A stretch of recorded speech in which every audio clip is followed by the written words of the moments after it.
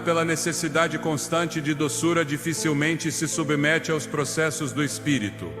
O açúcar substituiu o pão como símbolo cultural de sustento. Não é por acaso que o doce se tornou símbolo de celebração, consolo e recompensa. Mas o consolo deve vir do Espírito Santo. A recompensa vem de Deus. O açúcar usurpou esse lugar. Por isso, quando o corpo é privado desse estímulo... Comida maldita! Satanás usa para. Graça e paz, povo de Deus. Começamos esta mensagem com a poderosa palavra de Deus em 1 Coríntios 6, 12. Todas as coisas me são lícitas, mas nem todas as coisas convêm. Todas as coisas me são lícitas, mas eu não me deixarei dominar por nenhuma delas. Antes de começarmos, gostaria de pedir um favor especial a você, nosso querido espectador. Se você está gostando dos vídeos que compartilhamos aqui e deseja acompanhar mais conteúdos inspiradores como este, por favor, inscreva-se no canal, ative o sininho para receber todas as notificações e deixe seu like. Nos comentários fixados estará o link para o nosso grupo de oração. Estou ansioso para ler o seu comentário. Sua participação é fundamental para continuarmos trazendo mensagens edificantes e de qualidade para vocês. E olha só, já sabe o que comprar? Temos uma equipe preparada para pesquisar nas maiores marcas e lojas do Brasil e do mundo, para te oferecer o menor preço e a melhor entrega na sua casa, no trabalho ou onde quiser. Entre em nossa loja e descreva em detalhes o que deseja comprar. Estamos prontos para te servir. Boa sorte! Agora vamos ao tema de hoje. Pare de comer estes 3 alimentos. Satanás usa eles para te controlar. E meu irmão, minha irmã, quando vi isso, até Billy Graham foi citado. Isso é surreal. Às vezes achamos que o inimigo age só nos grandes escândalos, mas não percebemos que ele se infiltra até no nosso prato de comida. Parece estranho, mas existe uma estratégia espiritual por trás de muitos hábitos alimentares. E o Espírito Santo está nos alertando. Vamos juntos entender como pequenas decisões naturais podem abrir portas espirituais perigosas. Fique comigo até o fim, porque esta revelação pode mudar completamente sua vida e sua saúde espiritual. Você sabia que existem alimentos que não apenas prejudicam seu corpo, mas também abrem portas espirituais para que o inimigo tome controle da sua vida? A Bíblia nos adverte claramente: todas as coisas me são lícitas, mas nem todas convêm. Todas as coisas me são lícitas, mas não me deixarei dominar por nenhuma. Coríntios 6:12. Este versículo não fala apenas de ações, mas de hábitos que, sem percebermos, nos escravizam. Hoje vamos mergulhar em um tema raramente abordado: como certos alimentos podem se tornar instrumentos de Satanás para nos enfraquecer espiritualmente. Vamos mostrar como identificar esses alimentos, entender seu impacto oculto e tomar decisões que honrem seu corpo como templo do Espírito Santo. É hora de despertar, de olhar além do sabor e descobrir o que está por trás do que você consome todos os dias. Você está pronto para entender o que Deus reservou para você? Desde o início dos tempos, o inimigo tem usado os mesmos métodos para desviar o povo de Deus: sedução, dúvida e desejo. E embora pensemos que suas estratégias são sempre grandiosas e evidentes, a verdade é que muitas vezes elas operam no cotidiano, no que parece inofensivo, no que acreditamos não ter nenhuma implicação espiritual. E se eu te dissesse que o que você come, aquilo que você coloca no seu corpo diariamente, pode ser uma ferramenta que Satanás usa para te enfraquecer, confundir seu discernimento e escravizar sua vontade? As Escrituras nos ensinam que o corpo não é apenas matéria, ele é templo do Espírito Santo. Em 1 Coríntios 6:19, somos lembrados: acaso não sabem que o corpo de vocês é templo do Espírito Santo, que está em vocês e que receberam de Deus? Vocês não pertencem a si mesmos. Essa afirmação vai muito além de uma doutrina sobre saúde. É uma verdade espiritual profunda que nos confronta com a realidade de que tudo o que fazemos com nosso corpo, incluindo o que comemos, tem consequências eternas. O problema não é simplesmente o alimento, mas o vínculo invisível que pode ser criado entre uma necessidade física e uma opressão espiritual. Ao longo da Bíblia, Vemos como o inimigo manipula o material para alcançar efeitos espirituais. Foi com um fruto que ele seduziu Eva.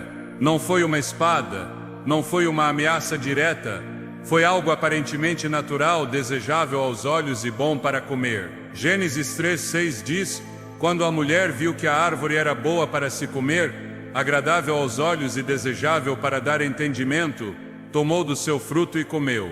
Desde aquele momento, a humanidade aprendeu que o alimento não é apenas sustento. Ele também pode ser um instrumento de queda, e continua sendo hoje, quando Satanás usa a comida, não apenas para destruir corpos, mas para nublar a alma, adormecer o espírito, e acima de tudo, afastar o crente do controle de Deus.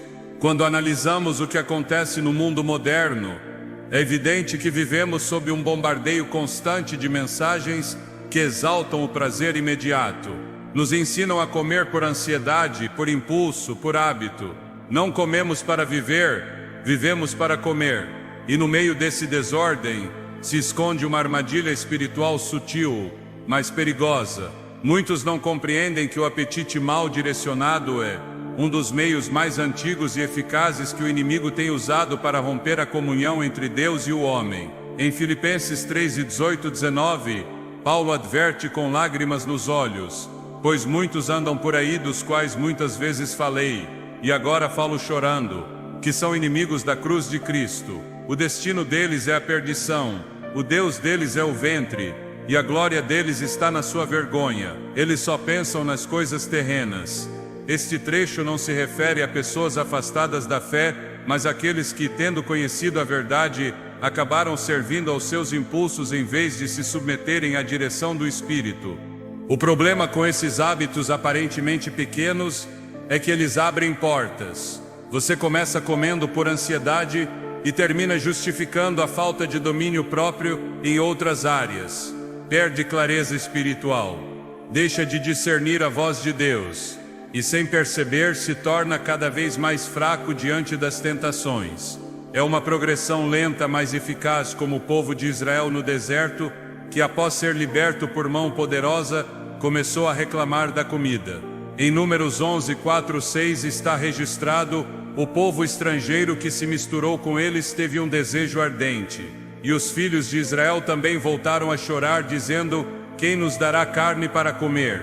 Lembramo-nos dos peixes que comíamos de graça no Egito, dos pepinos, dos melões, dos alhos porós, das cebolas e dos alhos. Agora nossa alma está seca, pois nada vemos senão este maná.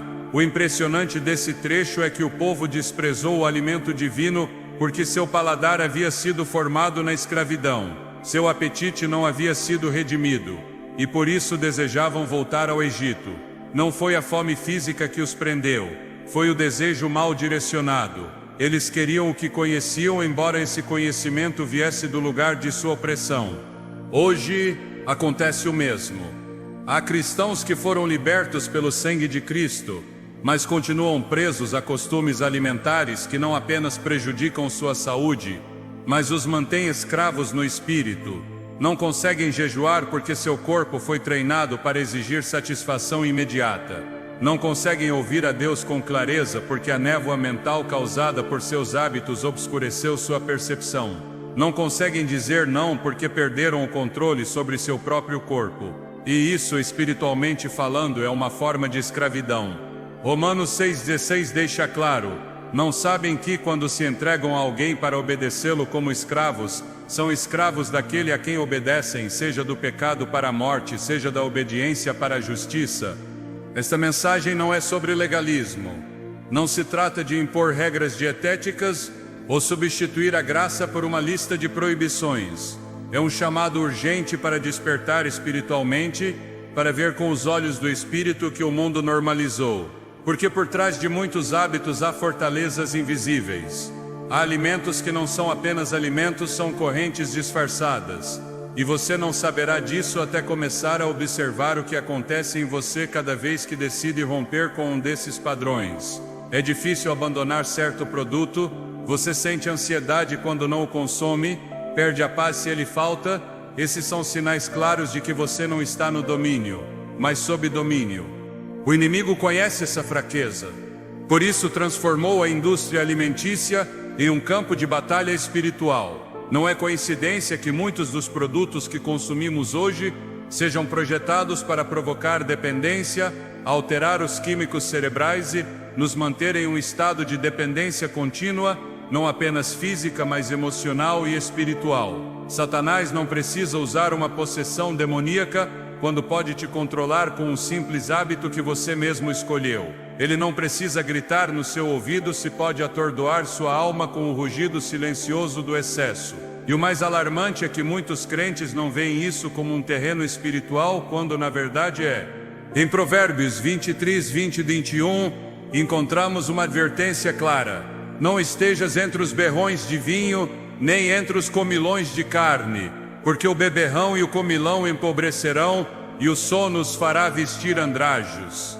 Esse empobrecimento não é apenas financeiro, é espiritual. É um empobrecimento de visão, de sensibilidade, de poder espiritual. Jesus mesmo, antes de iniciar seu ministério, enfrentou essa batalha no deserto. O inimigo o tentou primeiro com pão, não com fama, não com poder, mas com alimento, porque sabia que se conseguisse fazer Jesus usar seu poder para satisfazer sua fome, teria quebrado sua dependência do Pai. Mas Jesus respondeu com palavras eternas: está escrito, nem só de pão viverá o homem, mas de toda a palavra que procede da boca de Deus. Mateus 4:4. Essa declaração não é apenas um princípio, é uma estratégia espiritual. Quando você entende que o que realmente te alimenta não é o pão, mas a palavra, começa a tomar decisões a partir de um lugar de liberdade, não de compulsão. Há momentos em que Deus te chama para jejuar, para te negar, para discernir o que você consome, não porque quer te castigar, mas porque deseja te libertar. O domínio próprio é um dos frutos do Espírito, e como todo fruto, exige cultivo, intencionalidade e perseverança. Gálatas 5, 22, 23 diz: mas o fruto do Espírito é amor, alegria, paz, paciência, benignidade, bondade, fidelidade, mansidão, domínio próprio. Contra essas coisas não há lei. Quando você pratica o domínio sobre seu corpo, algo começa a mudar dentro de você. Seu discernimento se aguça, sua sensibilidade espiritual se eleva, sua mente se clareia, suas orações se intensificam. É como se um véu se rasgasse, e você começa a ver com mais nitidez o que antes passava despercebido. Essa clareza é um presente de Deus, mas vem após o sacrifício. Muitas pessoas que começam a mudar seus hábitos alimentares relatam não apenas melhorias físicas, mas também espirituais. Sentem-se mais próximas de Deus, conseguem orar com maior concentração, têm sonhos mais claros, ouvem com mais facilidade a voz do Espírito. E não é mágica, é o fruto de uma obediência concreta. Em Isaías 58, Deus fala sobre o jejum que ele escolheu. Não é apenas se abster de comida, é romper jugos, liberar cargas, deixar de fazer o que não agrada a Deus. O versículo 6 resume: não é este o jejum que escolhi, soltar as cadeias da injustiça, desatar os jugos da opressão, deixar livres os oprimidos e romper todo jugo. Em outras palavras, há correntes que só se quebram quando o corpo se submete, quando o apetite se rende, quando o coração busca a Deus acima do prazer. Esse primeiro passo não é fácil. Implica-se observar com honestidade, reconhecer quais alimentos têm poder sobre você, admitir que há hábitos que você justificou por anos. Mas é exatamente nesse ato de sinceridade que a verdadeira liberdade começa, porque o que não é nomeado não é vencido, e o que é justificado não é transformado. Jesus veio para libertar os cativos, e isso inclui aqueles que estão cativos de si mesmos. Não podemos falar de santidade sem falar de disciplina. Não podemos clamar por avivamento enquanto continuamos alimentando fortalezas espirituais com nossas decisões diárias. Hoje é um dia de decisão. Talvez você tenha sentido que sua vida espiritual está estagnada, que sua mente está nublada, que suas orações não fluem. Talvez a resposta não esteja em fazer mais, mas em soltar o que te prende. Pode ser que a liberdade que você busca não esteja em adicionar mais coisas, mas em parar de consumir o que o inimigo tem usado para te deter. E isso não é sobre medo, é sobre revelação. Porque quando você vê a verdade, pode agir em fé. Jesus disse em João 8,32: e conhecerão a verdade, e a verdade os libertará. Essa verdade começa com o que você tem na mão, com o que decide todos os dias, com o que entra pela sua boca e acaba afetando seu espírito. Você não está sozinho nessa luta. Deus te deu seu espírito para te guiar. Ele te deu sua palavra para iluminar seu caminho, e te deu a capacidade de decidir, de se render, de começar de novo. O que você come pode ser uma oferta ou uma corrente. Você escolhe, mas lembre-se, quando seu corpo se alinha com a vontade de Deus, sua alma floresce e seu espírito se eleva. E é aí, nessa harmonia santa, que a verdadeira transformação começa. Você está disposto a olhar além do prato e discernir o que está por trás, porque por trás do físico há uma guerra, e hoje você é chamado a vencê-la.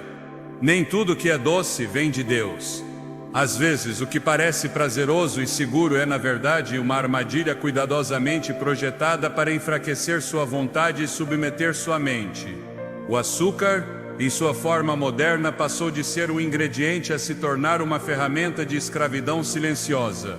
Está em todos os lugares, disfarçado em rótulos, camuflado em produtos do dia a dia, presente até onde menos esperamos. Não apenas modifica o corpo ou altera a mente e com ela sua capacidade de ouvir a voz de Deus com clareza. Em 2 Timóteo 1,7 a Escritura afirma: porque Deus não nos deu espírito de covardia, mas de poder, de amor e de domínio próprio. O domínio próprio não é um luxo, é uma marca do Espírito Santo. Mas esse fruto não pode florescer em um corpo governado por impulsos que surgem de uma adição cuidadosamente normalizada. A doçura da tentação não começou na indústria moderna. Desde tempos antigos, o homem busca satisfazer seus desejos através do que agrada ao paladar. Mas quando esse desejo se torna necessidade, já não há liberdade. E onde não há liberdade, há terreno fértil para o inimigo. Jesus ensinou que ninguém pode servir a 2 senhores. E embora em seu contexto ele falasse de riquezas, o princípio se estende a qualquer coisa que governa o coração. Se seu corpo clama por açúcar todos os dias, e sua mente se nubla quando não o obtém, você está diante de um conflito espiritual disfarçado de costume diário. Você não pode declarar liberdade em Cristo enquanto está preso por correntes que você mesmo alimenta com cada decisão. O açúcar age no cérebro de maneira semelhante a certas drogas. Ele libera dopamina, te faz sentir prazer momentâneo e depois exige mais. Isso não é apenas uma reação química, é uma manipulação do sistema que Deus projetou para o equilíbrio. Quando o design divino é manipulado, o resultado é desordem. E onde há desordem, a presença de Deus não se manifesta em plenitude. 1 Coríntios 14:33 nos lembra: porque Deus não é Deus de confusão, mas de paz. Uma mente confusa, ansiosa, emocionalmente alterada pelo que consome, não pode caminhar nessa paz. E sem paz, perde-se a clareza para tomar decisões espirituais. O açúcar não entra apenas pela boca. Ele sobe a mente e bloqueia os canais de sensibilidade que o Espírito Santo usa para falar. A gula tem sido mencionada na palavra como uma forma de idolatria. O açúcar, embora pareça inocente, foi exaltado como um ídolo cultural. É celebrado, recompensado, consumido em excesso sem consciência. Mas por trás dessa cultura há uma estrutura espiritual que opera sob o princípio da prisão emocional. O inimigo não precisa te atacar com coisas óbvias quando pode te envolver com coisas aceitas. A doçura do açúcar encobre seu verdadeiro propósito: desviar o coração do homem para o prazer imediato e afastá-lo do autocontrole que é essencial para viver segundo o Espírito. Romanos 8:13 diz: pois se vocês viverem segundo a carne, morrerão. Mas se pelo Espírito fizerem morrer as obras da carne, viverão. Viver segundo a carne nem sempre significa atos escandalosos. Às vezes significa não conseguir se negar a mais uma colherada. Muitos oram por direção divina, mas não conseguem ouvir. Pedem sabedoria, mas sua mente não tem descanso. Jejuam, mas quebram o jejum por um desejo que não conseguem resistir. Isso não é uma questão menor. É uma porta aberta que enfraquece o espírito a partir do invisível. Quando Jesus falou sobre o jejum, não o fez como uma sugestão, mas como uma prática esperada.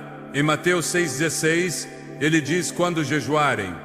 Ele não disse se, disse quando. Mas como alguém pode jejuar com propósito se seu sistema está condicionado a colapsar na ausência de açúcar?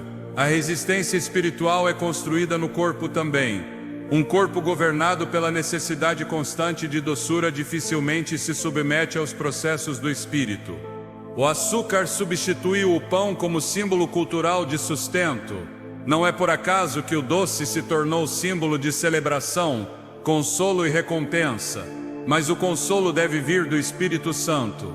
A recompensa vem de Deus. O açúcar usurpou esse lugar.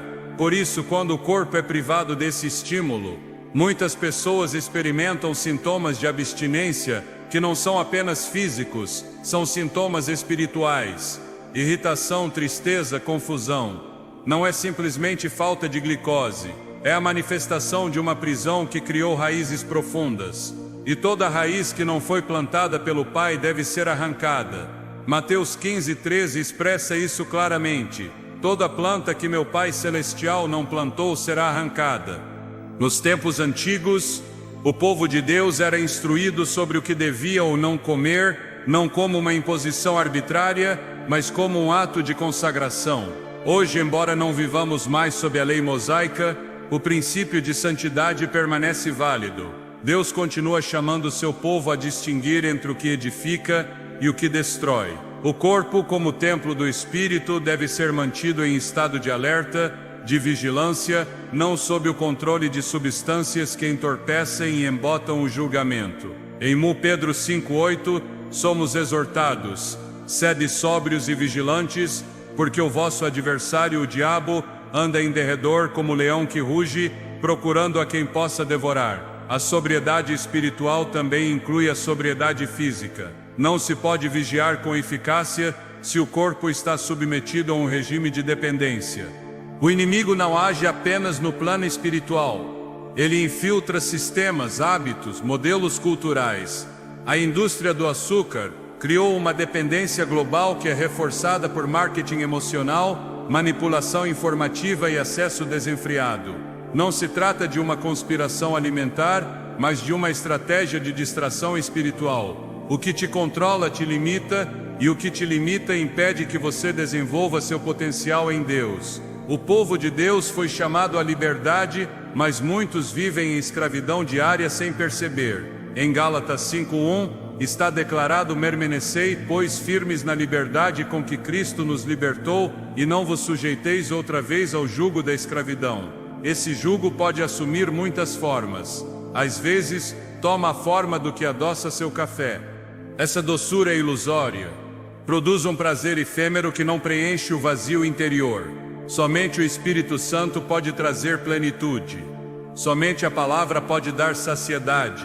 O açúcar cria a ilusão de satisfação, mas exige cada vez mais. E nesse ciclo a alma se cansa, o corpo se esgota, o espírito adormece. Jesus disse em João 6,35: eu sou o pão da vida. Quem vem a mim nunca terá fome. Quem crê em mim nunca terá sede. Essa promessa não é apenas teológica, é prática. Significa que nossa satisfação mais profunda não virá do que consumimos fisicamente, mas da comunhão com Cristo. Quando você substitui o eterno pelo temporal, sempre estará buscando algo mais. Mas quando a alma é alimentada corretamente, o corpo deixa de exigir o que não precisa. Não podemos pregar liberdade enquanto toleramos hábitos que nos mantêm em prisão. Não podemos falar de guerra espiritual enquanto servimos ao estômago. Não podemos dizer que Cristo reina em nossas vidas enquanto o açúcar toma decisões por nós. A luta contra esse tipo de escravidão não é com força humana, mas com armas espirituais. 2 Coríntios 10:4-5 confirma: porque as armas da nossa milícia não são carnais, mas poderosas em Deus para a destruição de fortalezas, derribando raciocínios e toda altivez que se levanta contra o conhecimento de Deus, levando cativo todo pensamento à obediência de Cristo. Esses pensamentos incluem os impulsos, os desejos, as justificativas. Tudo deve ser levado à obediência, até mesmo o que você come. Não se trata de demonizar o ingrediente, mas de discernir quando algo tomou o lugar que pertence somente a Deus. Se você não consegue largar, não está controlando, está sendo controlado. E tudo que te controla te impede de caminhar na plenitude do Espírito. Efésios 5,18 diz: não vos embriagueis com vinho que leva ao desenfreio, mas enchei-vos do Espírito. Esse princípio de plenitude espiritual implica esvaziar-se de tudo que embota a mente, enfraquece o corpo e entorpece a alma. O açúcar embriagou gerações, substituiu a alegria do espírito por um estímulo químico, e essa substituição não pode continuar se desejamos caminhar com poder. O corpo precisa de alimento, mas nem toda necessidade é legítima quando foi manipulada pelo inimigo. A fome do espírito é prioritária. Mateus 5,6 diz: bem-aventurados os que têm fome e sede de justiça, porque serão fartos. Não se trata de ter fome de doçura, mas de justiça. Não se trata de saciar a ansiedade, mas de alimentar o espírito. Quando você ordena suas prioridades, o que antes te dominava perde poder. A verdadeira doçura não está em uma substância, mas na presença de Deus. Salmo 119:103 declara: quão doces são as tuas palavras ao meu paladar, mais que o mel à minha boca. Essa é a doçura que fortalece. Essa é a doçura que liberta. Nessa batalha não se trata de força de vontade, mas de rendição. A vontade humana pode falhar, o espírito não. Por isso o primeiro passo não é abandonar o açúcar, é entregar a Deus o lugar que o açúcar ocupou. É reconhecer a prisão, confessar a dependência e pedir ajuda. Deus honra o coração contrito. Ele não despreza a fraqueza, Ele a transforma. E nesse processo o corpo se alinha, a mente se clareia, o espírito se eleva. Provérbios 3:5-6 instrui: confia no Senhor de todo o teu coração e não te apoies no teu próprio entendimento. Reconhece-o em todos os teus caminhos, e Ele endireitará as tuas veredas. Inclua o caminho da sua alimentação, inclua o que você consome, porque cada decisão é uma semente que produz fruto espiritual. Quando o povo de Deus decide consagrar até mesmo o mínimo à sua vontade, os céus se abrem. A obediência no pequeno precede a revelação no grande. O inimigo sabe disso, por isso luta para te manter distraído com o trivial. Mas o Espírito Santo te chama para despertar, para discernir, para agir. O doce nem sempre é bom, o agradável nem sempre é correto. Somente o que vem de Deus traz liberdade. E a liberdade não tem sabor, tem poder. Hoje é o momento de decidir quem governa seu corpo, o hábito ou o espírito. Porque você não pode servir a ambos, e apenas um deles conduz à vida. O que o mundo normalizou como uma escolha sem importância, a palavra de Deus revela como uma armadilha com consequências espirituais profundas. Em meio a uma cultura que celebra a liberdade de consumo sem discernimento, surgiu um sistema alimentar que não apenas afeta o corpo, mas contamina a alma. A realidade que muitos preferem ignorar é que existem alimentos direta ou simbolicamente associados a práticas espirituais contrárias a Deus. Por trás de certos produtos, não há apenas uma fábrica ou uma marca. Há pactos, rituais, intenções ocultas. Em 1 Coríntios 10:20, o apóstolo Paulo adverte com clareza: antes, digo que o que os gentios sacrificam a demônios e não a Deus. E não quero que vocês tenham comunhão com demônios. Essa advertência não foi dirigida a pagãos, mas a crentes que esqueceram que até mesmo o que se consome deve ser discernido espiritualmente. Quando a Escritura fala de carne sacrificada a ídolos, não o faz apenas de uma perspectiva cerimonial, mas de um princípio eterno. O que foi consagrado a outros deuses carrega uma influência espiritual. Esse princípio permanece válido. Não se trata do ato visível, mas do pano de fundo. Em muitas culturas, a produção de certos alimentos está impregnada de simbolismos religiosos, invocações e filosofias que se opõem diretamente à verdade de Cristo. Não é necessário participar ativamente desses ritos para estar em risco. Basta ignorar sua existência e consumir sem discernimento. O inimigo trabalha nas sombras, sabendo que a ignorância é um terreno fértil para a opressão. Oséias 4:6 diz com contundência: o meu povo está sendo destruído porque lhe falta o conhecimento. Quando alguém consome algo que foi espiritualmente contaminado, mesmo que não perceba imediatamente, seu espírito pode ser afetado. Há alimentos que abrem portas porque foram oferecidos com intenções ocultas. Alguns produtos carregam símbolos, nomes ou slogans que glorificam outras entidades. E mesmo assim são recebidos com leviandade. O discernimento enfraqueceu porque a fome por comodidade superou o desejo de santidade. Em 2 Coríntios 6, 14 e 17, Paulo pergunta: que comunhão tem a luz com as trevas? Que harmonia há entre Cristo e Belial? Que parte tem o crente com o incrédulo? E que acordo há entre o templo de Deus e os ídolos? Esse chamado à separação não é fanatismo, é proteção. Deus não divide seu templo com nada impuro. Os alimentos que foram dedicados a práticas pagãs ou produzidos sob princípios espiritualmente impuros não representam apenas uma contaminação externa. São veículos de influência espiritual que podem interferir na clareza, na paz e na sensibilidade que o crente precisa para caminhar segundo o Espírito. No livro de Daniel, o jovem profeta recusou comer os manjares do rei da Babilônia, não por uma questão cultural, mas espiritual. Daniel 1:8 diz: resolveu Daniel no seu coração não se contaminar com a porção das iguarias do rei, nem com o vinho que ele bebia. Daniel entendia que o que estava em seu prato podia comprometer sua comunhão com Deus. Sua decisão não foi legalismo, foi revelação. Foi uma expressão de fidelidade em um ambiente carregado de idolatria. Esta geração perdeu esse nível de sensibilidade. As linhas entre o puro e o impuro, entre o santo e o profano foram apagadas. Consome-se sem perguntar, sem orar, sem discernir. Tudo é justificado sob a bandeira da graça, sem entender que a graça não anula a necessidade de santificação.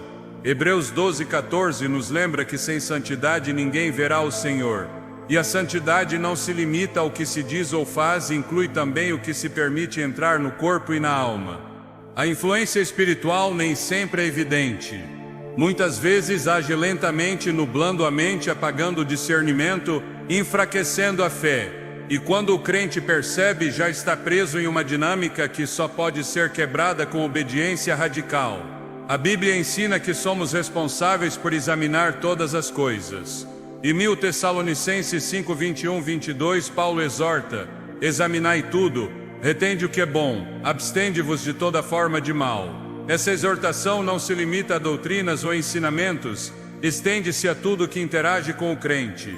Vivemos em um tempo em que o mal se disfarça de progresso, de tendência, de multiculturalismo. Mas o que Deus chama de profano não pode ser aceito como normal só porque é comum. A santidade continua sendo a norma, a separação continua sendo o chamado, e nessa separação está a proteção da alma. Deus não é alheio ao que acontece na terra. Ele vê cada detalhe, cada sistema, cada intenção e deu ao seu povo a capacidade de discernir, se estiverem dispostos a buscar seu conselho. Em Provérbios 3:6 somos instruídos: reconhece-o em todos os teus caminhos, e ele endireitará as tuas veredas. Isso inclui reconhecê-lo no que consumimos, no que aceitamos, no que levamos à nossa mesa. O inimigo sofisticou seus métodos, mas seu objetivo permanece o mesmo: infiltrar, contaminar, desviar. Ele não o faz com gritos ou espetáculos, ele o faz com sutileza. Introduz conceitos espirituais disfarçados de tradição cultural. Usa palavras suaves para esconder intenções obscuras. Aproveita-se da indiferença e do descuido. Mas a palavra de Deus nos equipa para ver além do visível. Quando o apóstolo Paulo abordou esse tema com a igreja em Corinto, ele o fez com uma clareza que não deixa espaço para ambiguidades. Em 1 Coríntios 10:21, ele afirma: não podeis beber o cálice do Senhor e o cálice dos demônios. Não podeis participar da mesa do Senhor e da mesa dos demônios. Essa declaração evidencia que nem todo alimento é neutro. Há mesas espirituais que se estendem no invisível. E quando o crente participa sem discernimento, ele se une a pactos que desconhece. Não basta orar pela comida se o coração não está disposto a obedecer ao que o Espírito revela. A oração deve ser acompanhada de obediência e vigilância.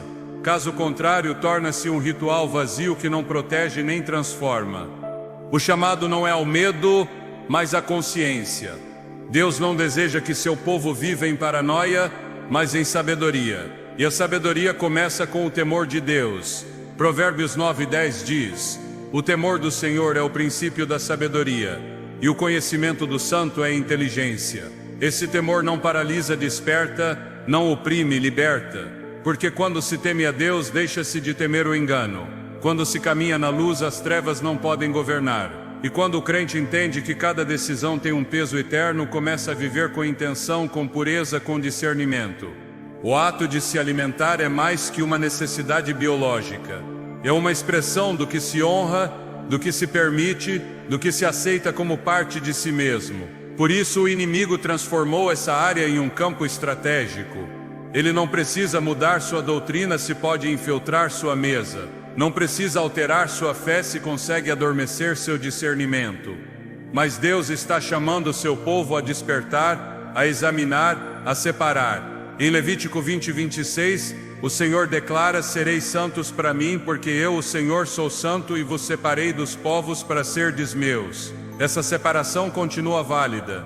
Não é uma separação física, mas espiritual. Não é uma rejeição do mundo, mas um compromisso com a verdade. Há alimentos que não apenas nutrem o corpo, mas contaminam o espírito, não por sua composição química, mas por sua origem espiritual. O crente deve aprender a discernir além do evidente.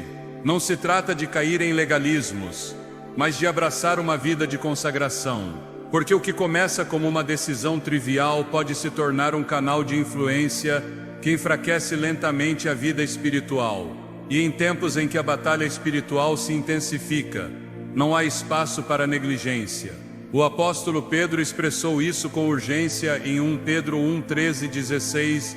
Portanto, cingindo o vosso entendimento, sede sóbrios e esperai inteiramente na graça que vos será trazida na revelação de Jesus Cristo. Como filhos da obediência, não vos conformeis às concupiscências que antes havia em vossa ignorância. Pelo contrário, segundo é santo aquele que vos chamou, tornai-vos santos também vós mesmos em todo o vosso procedimento. A santidade inclui a maneira como nos relacionamos com o que consumimos. Inclui o reconhecimento de que nossa vida está consagrada, do invisível ao visível. E se fomos chamados a ser templo, devemos cuidar do que entra nesse templo. Nem tudo que é legal é lícito, nem tudo que é comum é correto. 1 Coríntios 6:12 reafirma: todas as coisas me são lícitas, mas nem todas convêm. Todas as coisas me são lícitas, mas não me deixarei dominar por nenhuma. Essa é a chave: não ser dominado, não ser influenciado pelo oculto, não permitir que o que foi oferecido a outros deuses tenha lugar na vida de um filho de Deus. A obediência nessa área pode parecer pequena, mas produz frutos imensos. O discernimento cresce, a clareza se multiplica, a sensibilidade ao espírito se aguça, porque Deus honra aqueles que o honram. E quando o crente decide render até mesmo o que come, está dizendo com sua vida: tu governa tudo, Senhor. Nada está fora do teu senhorio. Essa rendição é a base da autoridade espiritual. Não se pode repreender o inimigo enquanto se participa de suas mesas. Não se pode caminhar em santidade enquanto se permite a contaminação disfarçada. Mas quando se escolhe a pureza, acessam-se níveis mais profundos de comunhão com Deus. O que está em jogo não é uma dieta, é a santidade, é a obediência, é a presença de Deus se manifestando com poder em cada área da vida. E essa manifestação começa quando se leva a sério o que o mundo trata com leviandade. O alimento é uma linguagem. Diz algo sobre quem governa, sobre o que se valoriza, sobre a quem se honra. E somente um é digno de receber essa honra. Seu nome é santo, seu nome é Cristo. E tudo que se faz, até mesmo o que se come ou bebe, deve ser feito para a glória do seu nome. 1 Coríntios 10:31 afirma: portanto, quer comais, quer bebais ou façais qualquer outra coisa, fazei tudo para a glória de Deus. Há um pecado que raramente é pregado, que quase nunca é mencionado em conversas espirituais, mas que se infiltrou sorrateiramente na vida de muitos crentes. É discreto, mas constante. Esconde-se nos hábitos diários, no que parece inofensivo, no que todos fazem sem questionar. A gula não é apenas uma questão de quantidade, é um desordenamento da alma, é a expressão de um corpo que deixou de obedecer ao espírito.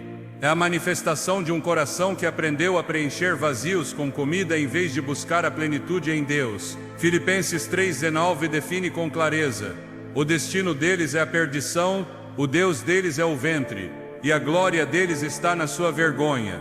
Eles só pensam nas coisas terrenas. Esse tipo de pecado foi normalizado por uma cultura que glorifica o excesso. Comemos mais do que o necessário, com mais frequência do que o necessário, por razões que não têm relação com o sustento. E nesse ciclo, o espiritual se enfraquece. Não é por acaso que em muitos momentos bíblicos cruciais, a disciplina do jejum aparece como resposta ao caos interior. Porque onde o corpo governa, o espírito adormece. Onde a carne dirige, a comunhão se rompe. E quando o apetite se torna o mestre, a vontade já não responde ao Espírito Santo, mas ao desejo imediato. A gula é mais que um costume, é um sinal de que o domínio próprio foi cedido. Gálatas 5:22 aponta o domínio próprio como um fruto do Espírito, não como uma qualidade natural. Não se trata apenas de força de vontade, mas de uma evidência tangível de que Deus está reinando dentro de você. Quando uma pessoa não consegue parar, ela não está sendo governada pelo Espírito. Está sendo arrastada por um impulso que, embora disfarçado de necessidade biológica, tem raízes mais profundas. A Escritura não minimiza o pecado da gula. De fato, o coloca no mesmo nível de outros comportamentos que prejudicam a alma e apagam a voz de Deus na consciência do crente. No Antigo Testamento, o povo de Israel caiu várias vezes por seguir seus desejos mais básicos. Números 11 relata como eles desejaram comida a ponto de provocar a ira de Deus. Não era fome verdadeira, era insatisfação espiritual expressa através do apetite. Aquela queixa constante, aquele desejo de voltar ao Egito apenas por seus alimentos revelava a falta de transformação em seu interior. Apesar de terem saído fisicamente da escravidão, seu coração continuava escravizado aos prazeres do passado. O mesmo acontece hoje. Muitos foram libertos, mas sua relação com a comida reflete uma escravidão interior que ainda não foi quebrada. A gula não se limita a um excesso ocasional. É uma atitude persistente da alma que busca consolo, escape ou recompensa através da comida. Quando o alimento deixa de ser sustento e se torna refúgio, ele já usurpou um lugar que pertence somente a Deus. Salmo 46:1 diz: Deus é o nosso refúgio e fortaleza, socorro bem presente nas tribulações. Essa declaração não é poética, é uma direção clara. Quando em meio à ansiedade, à tristeza ou à celebração, se recorre primeiro ao prato e não à presença, houve um deslocamento espiritual. Não se trata de condenar o ato de comer. Deus instituiu o alimento como parte de sua provisão. Em Gênesis, Ele dá ao homem os frutos da terra. No deserto proveu o maná. No ministério de Jesus, o pão é multiplicado e compartilhado. Mas em todos esses exemplos, o alimento nunca ocupou o centro. Era o meio, não o fim. Era a expressão de cuidado, não o objeto de adoração. Na gula, o criado se torna ídolo. E esse ídolo exige cada vez mais. Consome sem saciar, promete alívio, mas entrega peso. A relação desordenada com a comida afeta mais que o corpo. Ela entorpece a oração, enfraquece a disciplina, inibe o desejo de buscar a Deus. A pesadez do corpo se traduz em sonolência espiritual. Jesus mesmo advertiu sobre isso. Em Lucas 21:34, ele disse: Acautelai-vos por vós mesmos, para que nunca vos suceda que o vosso coração fique sobrecarregado com a gula, a embriaguez e as preocupações desta vida, e aquele dia vos sobrevenha de repente. A advertência não era apenas física, era profética. Há um peso que impede estar preparado. Há uma saturação que apaga a expectativa. O excesso pode parecer insignificante, mas no espiritual é um obstáculo que impede discernir os tempos de Deus. O inimigo nem sempre precisa usar grandes pecados visíveis para fazer os crentes caírem. Basta mantê-los adormecidos, pesados, confortáveis em sua carne. A gula não apenas afeta a saúde, enfraquece a autoridade. Um crente que não consegue dizer não ao prato dificilmente resistirá a tentações mais sutis. A força espiritual é edificada também na obediência diária. na capacidade de se negar a si mesmo. Jesus disse em Mateus 16:24: se alguém quer vir após mim, a si mesmo se negue, tome a sua cruz e siga-me. Negar-se a si mesmo começa com o que parece mais básico. Se não há vitória aí, não haverá conquista em outras áreas. O apetite descontrolado é uma forma de desordem interna, e Deus é Deus de ordem. 1 Coríntios 14:40 ensina: tudo, porém, seja feito com decência e ordem. Essa ordem não se refere apenas ao culto, mas à vida mesma. Onde há desordem, o inimigo tem acesso.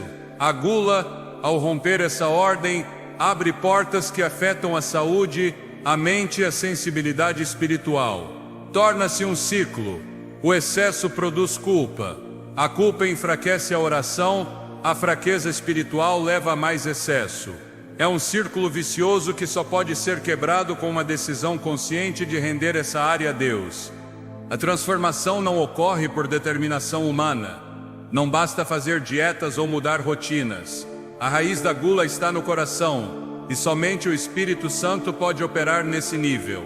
Em Ezequiel 36:26, Deus promete: dar-vos-ei coração novo e porei dentro de vós espírito novo. Tirarei de vós o coração de pedra e vos darei coração de carne. Esse novo coração tem novos desejos, novas prioridades, nova sensibilidade.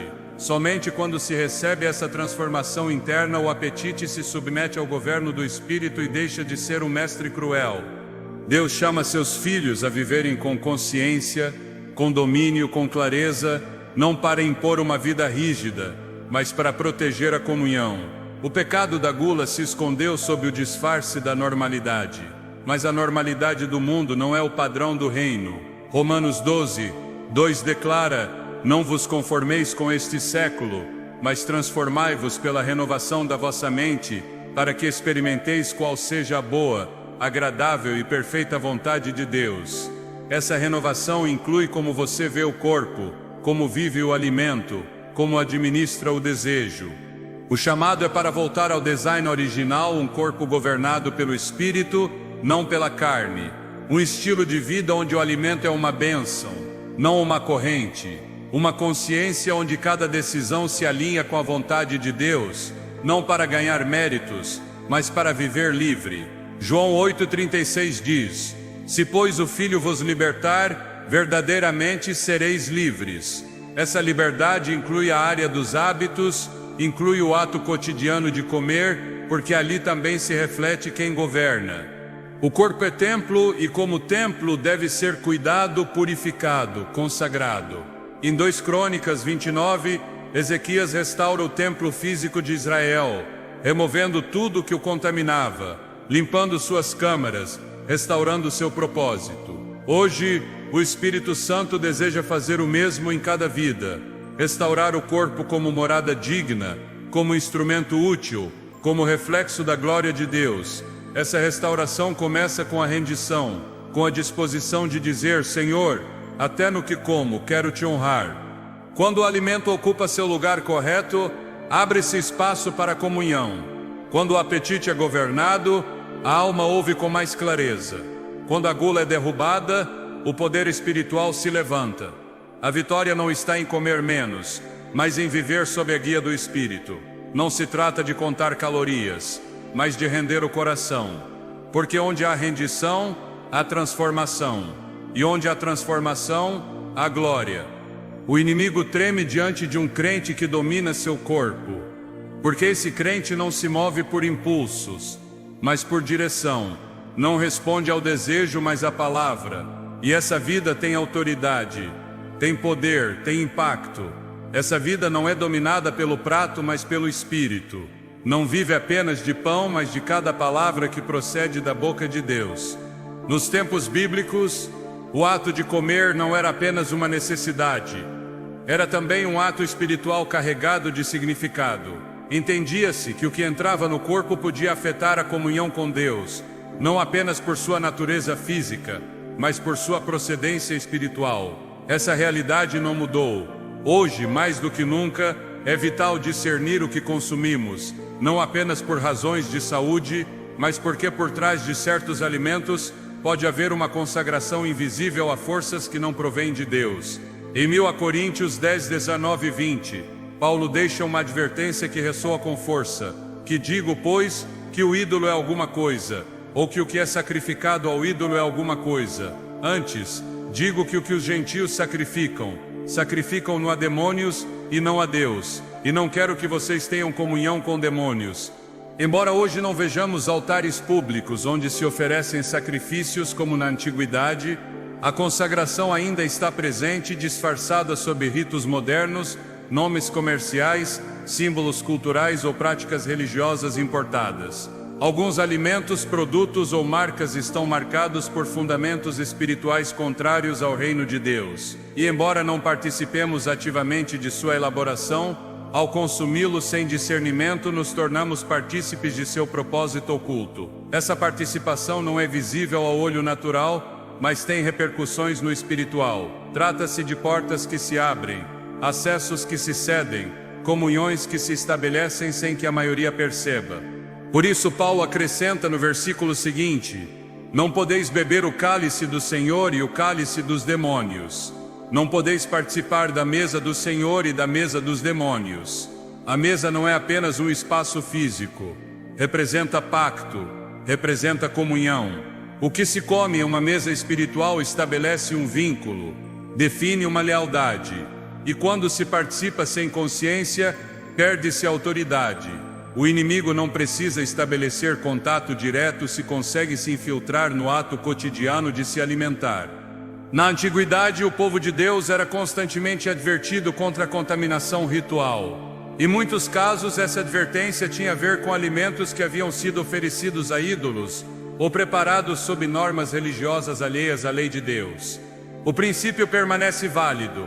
O que foi consagrado ao profano contamina o que é santo. A estratégia do adversário foi sofisticada. Ele já não busca impor a idolatria abertamente, mas normalizá-la sutilmente. Ele o faz através de produtos que se apresentam como inofensivos, mas que foram elaborados sob invocações, práticas culturais ocultas ou fundamentos espirituais distorcidos. Embora muitos não percebam, seu efeito pode se manifestar em forma de confusão espiritual, perda de sensibilidade, sequidão na oração ou interrupções na paz interior. Não se trata de superstição, mas de uma realidade espiritual que a palavra nos ensina a considerar. O chamado não é para viver com medo, mas com discernimento. Deus não deseja que caminhemos na ignorância, mas na sabedoria. Efésios 5:15-17 declara: portanto, vede prudentemente como andais, não como nécios, mas como sábios, remaindo o tempo, porque os dias são maus. Por isso não vos torneis insensatos, mas compreendei qual é a vontade do Senhor. Essa prudência também se aplica ao que consumimos, porque até mesmo o que parece cotidiano pode ter implicações eternas. O que entra no corpo afeta mais do que se imagina. E se o corpo é templo do Espírito Santo, tudo o que o toca deve ser examinado, rendido e purificado sob a luz da verdade. Porque quem participa da mesa do Senhor não pode sentar-se, ainda que inconscientemente, em mesas alheias ao seu reino. O corpo que Deus te deu não é uma casualidade nem um acidente. É um design divino criado com propósito, consagrado como templo e chamado a refletir a glória do Criador em cada uma de suas funções. A maneira como ele é cuidado, alimentado e governado é parte essencial da obediência espiritual. Não se pode buscar a plenitude da vida cristã enquanto o corpo permanece preso por hábitos que contradizem a vontade de Deus. A restauração começa com a rendição. Romanos 12:1 declara com clareza: rogo-vos, pois irmãos, pelas misericórdias de Deus, que apresenteis o vosso corpo por sacrifício vivo, santo e agradável a Deus, que é o vosso culto racional. Apresentar o corpo não significa apenas abster-se do pecado visível, mas também submeter cada aspecto físico à autoridade do Espírito. No cotidiano, onde se decide o que entra no corpo, reflete-se o que verdadeiramente governa a alma. É ali que começa o processo de restauração. Não é simplesmente deixar de consumir certos alimentos. É reconhecer que lugar eles ocuparam, se foram instrumentos de controle, se usurparam a função de consolo, se substituíram a paz do espírito por prazer momentâneo. Eles devem ser desalojados do trono que não lhes pertence. A liberdade não se manifesta na ausência de luta, mas na presença de domínio. E esse domínio não é humano, é espiritual. Quando o crente permite que o Espírito Santo guie até mesmo suas decisões alimentares, seu corpo se torna uma extensão da obediência. Não se trata de viver sob leis humanas, mas de caminhar sob convicções celestiais. A restauração implica limpeza, mas também realinhamento. Em 2 Coríntios 7:1 somos exortados: tendo, pois, amados tais promessas, purifiquemo-nos de toda impureza, tanto da carne como do espírito, aperfeiçoando a nossa santidade no temor de Deus. O chamado é para aperfeiçoar a santidade, e isso requer uma transformação completa, não parcial.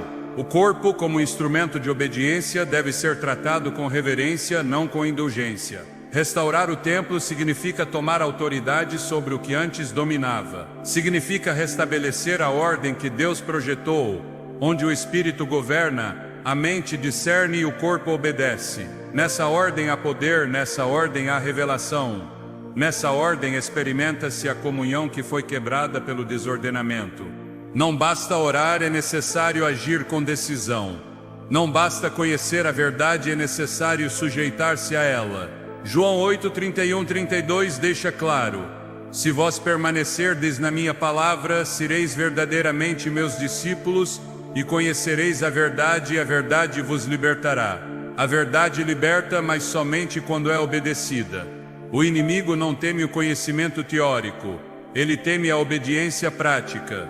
Porque onde há obediência há glória, onde há entrega há respaldo, e quando um crente decide consagrar até mesmo sua alimentação, sua vida inteira se alinha com o reino.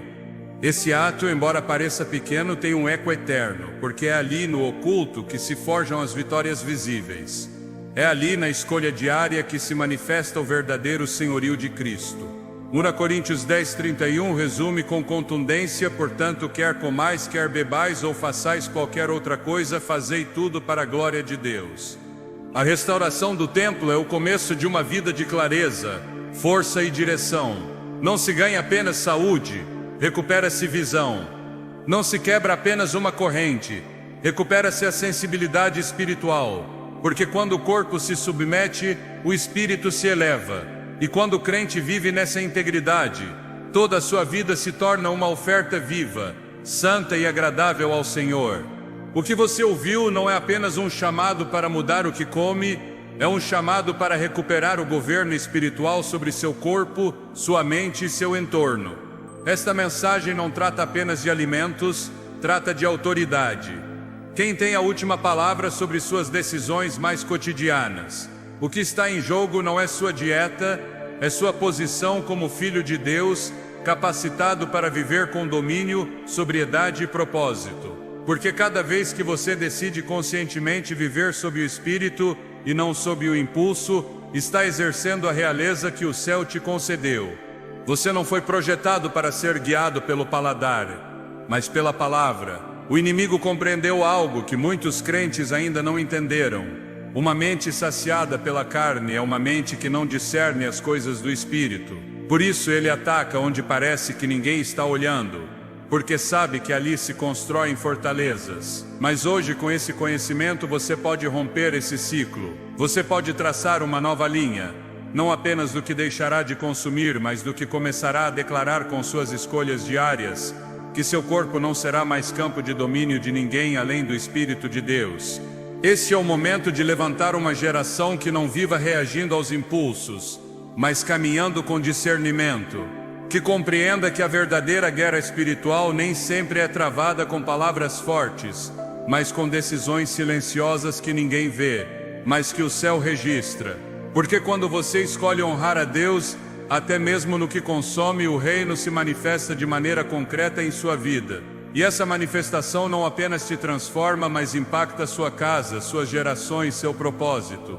Que o que você come nunca mais seja casual. Que cada ato de disciplina seja um ato de guerra espiritual. Que cada decisão de obediência se torne uma declaração viva. O inimigo não governa aqui, porque quando você decide honrar a Deus no pequeno, ele se glorifica no grande. E é exatamente aí que começa a verdadeira vitória.